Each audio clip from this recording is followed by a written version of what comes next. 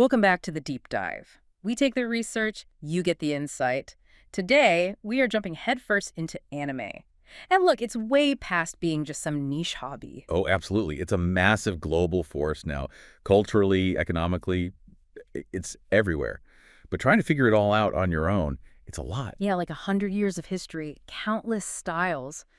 Where do you even begin? That's exactly why we're here. We've sifted through, well, everything, from these really old 11th century picture scrolls all the way up to today's streaming giants. So what's the plan? Okay, mission is to find it properly, trace that history, especially the why behind its unique look, unpack the visual language, and yeah, talk about the money. Because we're looking at, what, maybe over $60 billion globally soon? It's huge. Right. Let's start with the basics then, the definition. Because even that isn't always straightforward outside Japan, is it? No, it can get confusing, but the core idea is pretty simple. Hmm. It's about where it's made. In Japan, anime just means any animation. But out here, especially in English. It means animation from Japan, Right. specifically. Exactly. That's the line. Production origin. Now, there's some academic debate.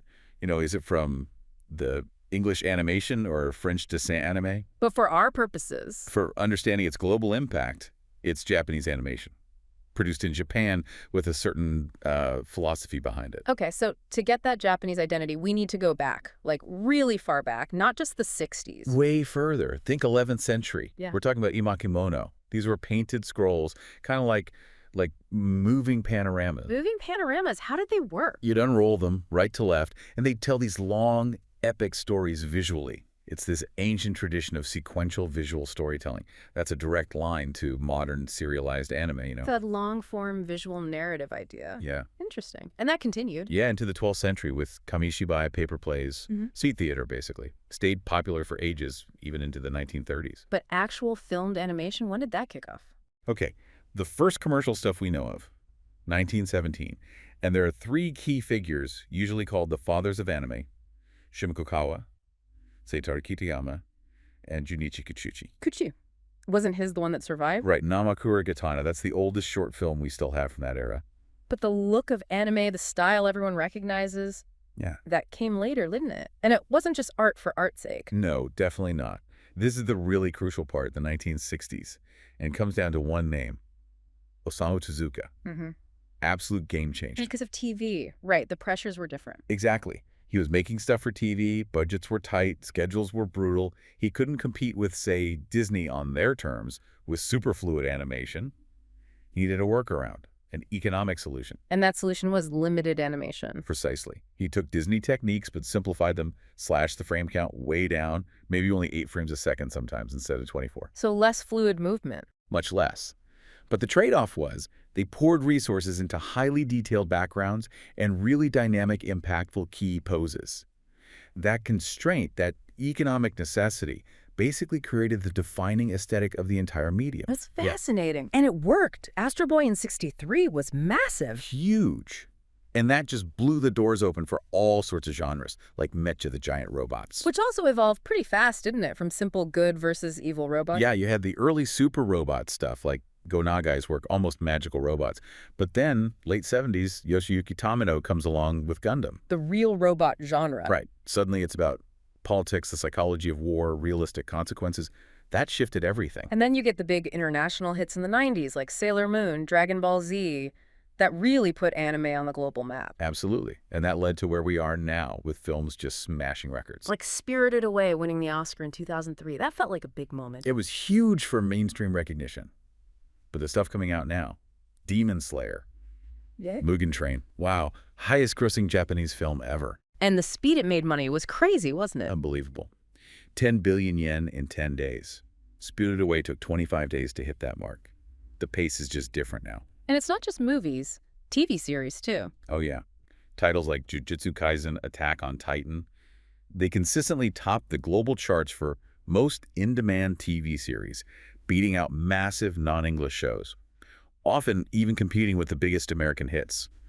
It's not niche anymore. Okay, so limited animations saved money and set the pace, but how did that decision shape what we actually see on screen? It feels different from Western cartoons. It really does. If you think about classic Western animation, there's often a huge focus on fluid motion, right? Mhm. Physical comedy, constant action. Yeah, it's a movement. Anime often prioritizes something else. Mhm. Atmosphere, dramatic impact. Oh. Since they weren't drawing every single frame of movement, they invested heavily in the art quality itself. The detailed settings you mentioned. Exactly. And those key poses, they use fewer frames, but the ones they use are really expressive, really striking. They imply motion with things like speed lines or holding a dramatic pose. And that connects to the way it's shot, too. It feels more like a movie sometimes. That's a great point. Yeah. It often uses techniques you associate more with live-action film. Lots of panning shots across those detailed backgrounds. Dramatic zooms in on characters' faces, different angles. Not just a flat stage-like presentation. Right. It feels directed, Mhm. like a cinematographer was involved. And there's that weird production difference, too, with the voices. Yeah, that's kind of wild.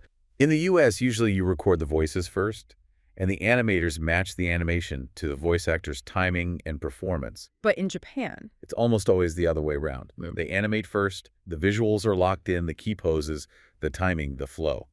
Then the voice actors come in and have to match their performance to the finished animation. that must give the animators more control over the visual storytelling. Totally. It prioritizes the visual flow and the pre-planned dramatic beats. Okay, let's talk characters. The eyes. You can't talk anime without talking about the eyes. The big expressive eyes. Yeah. That's pure Tezuka legacy again. Yeah. He was apparently a huge fan of early American animation, like Betty Boop, Disney. He borrowed that. He adapted it.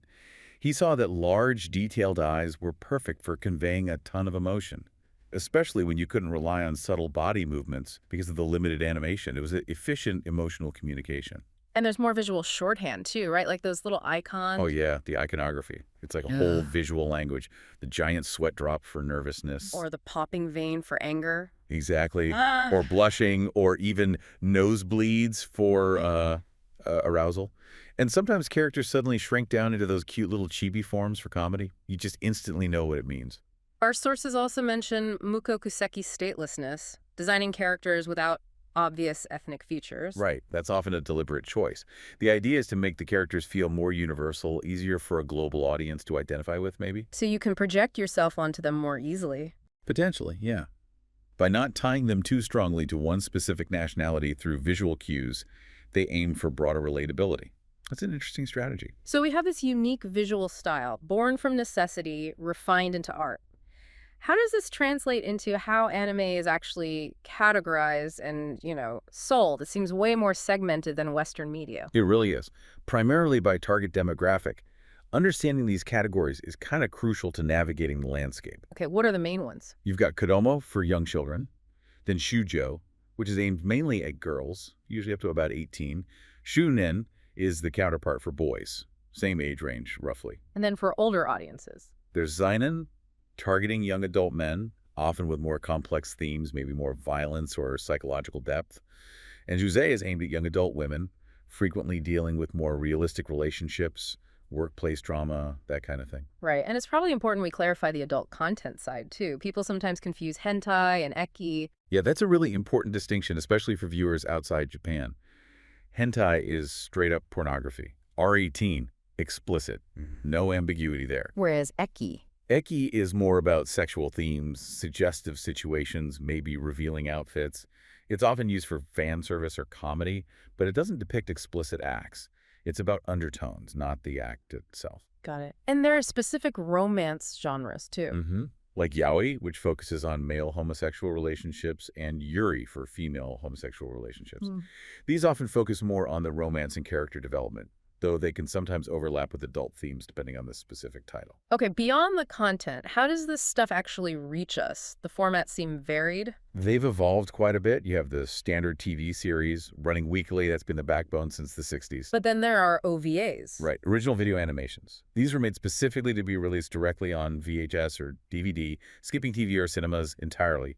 Gave creators more freedom sometimes. And now with the internet. Now we have Onene's original net animations, made for online streaming platforms right from the start. And one last thing on structure that's serialized storytelling. So many anime have these long, ongoing plots. That feels different from a lot of older American TV. It does, doesn't it? It Yeah. links back to those Imakamono scrolls, maybe, that cultural preference for a long, unfolding story. Think One Piece or Attack on Titan, these massive multi-season arcs. Yeah, you really invest in the characters and the world over time. Exactly. It allows for really deep character development, complex world building, and audiences seem to increasingly want that continuous narrative rather than just a monster of the week kind of format that used to be more common in the West. Okay, let's get into the numbers, the sheer scale of this. We've talked Right. history, style, now the economic reality. This isn't just art, it's a massive Oh, industry. it's colossal. In Japan alone, you're looking at over 430 production companies. Big names like Ghibli and APA, sure, but lots of smaller studios too. And producing it isn't cheap, even with limited animation. You mentioned $100,000 to $300,000 an episode. Yeah, that often surprises people. Where does the money go? Right, if you're saving on frames. It goes into the quality of those frames, the detailed art, the intricate backgrounds. It takes immense labor, plus complex music scoring, sound design. It adds up. Yeah. But the market justifies it. What are the market numbers looking like? Well, the global market was pegged at over $26 billion back in 2021. And the projections. Some say hitting $62.7 billion by 2032. Wow, that's explosive growth. Where's that revenue coming from mainly? North America and Asia are huge drivers. They accounted for something like over 72% of global revenue just last year. And a massive part of this boom is, well, streaming. Makes sense. Easier access than ever before. Totally. Legal streaming platforms like Netflix, Crunchyroll, Hmm. they basically replaced the old fan sub scene. Suddenly, high-quality official releases are available almost instantly worldwide. And Netflix really leaned into it, didn't they? They did. They reported, what, 150 million households, maybe 300 million viewers were regularly watching anime on their platform by 2025. They flat out called anime mainstream. The game changed. And that popularity translates into real-world influence, doesn't it? Cultural soft power. Undeniably. You see it in language terms like shinen, shujo, isekai, or now in the Oxford English Dictionary. It drives tourism. How much tourism? One source said nearly a quarter, 24.2% of U.S. tourists cited Japanese pop culture as a motivation for visiting Japan. That's significant. And the Japanese government sees this potential too. Oh, absolutely. It's part of their economic strategy. The Japan Business Federation has goals to actively promote anime, manga, games abroad to boost the economy, aiming to quadruple overseas sales in a decade. It's a tool of national branding and economic growth. Okay, one last big topic. This whole debate around anime-influenced animation stuff made outside Japan, but in the style. Like Avatar, The Last Airbender, or RWBY. Is that anime? Gets tricky. It really does. It goes right back to that definition question. Is anime purely about the style, the aesthetic? Yeah. Or is it fundamentally tied to being a Japanese product Yeah. with that specific cultural and production history? So what are the arguments? Well, those who say AIA is an anime argue that calling it anime dilutes the term, erases its unique Japanese origins, including those economic factors we talked about with Tezuka. They feel it disconnects the style from its roots. And the other side. Creators of shows like Avatar might argue animation is a global language now. Styles cross borders. Why restrict a visual style to just one nation's output? They see it as artistic evolution in a connected world. There's no easy answer, really. It definitely shows how much impact the original Japanese form has had globally, that this is even a debate. #tag outro. It's kind of amazing when you lay it all out, isn't it? You trace it from 11th century scrolls through Tezuka finding genius and limitations after the war, all the way to this multi-billion-dollar global force, taking constraints and turning them into a unique, powerful art form. It really is an incredible journey. And that brings us to our final thought for you, the listener. Think about this. Surveys keep showing that younger viewers, Gen Z especially, often find anime more emotionally resonant, more compelling than a lot of traditional Western media. They see it as better escapism, maybe more complex storytelling. You hear that a lot, the emotional connection. So, if global audiences are increasingly turning to anime for that depth, for complex characters, serialized stories, atmosphere, what does that suggest about the future for legacy animation studios elsewhere, for the kinds of stories we'll all be watching? What does it mean for your next binge watch? Something to think about.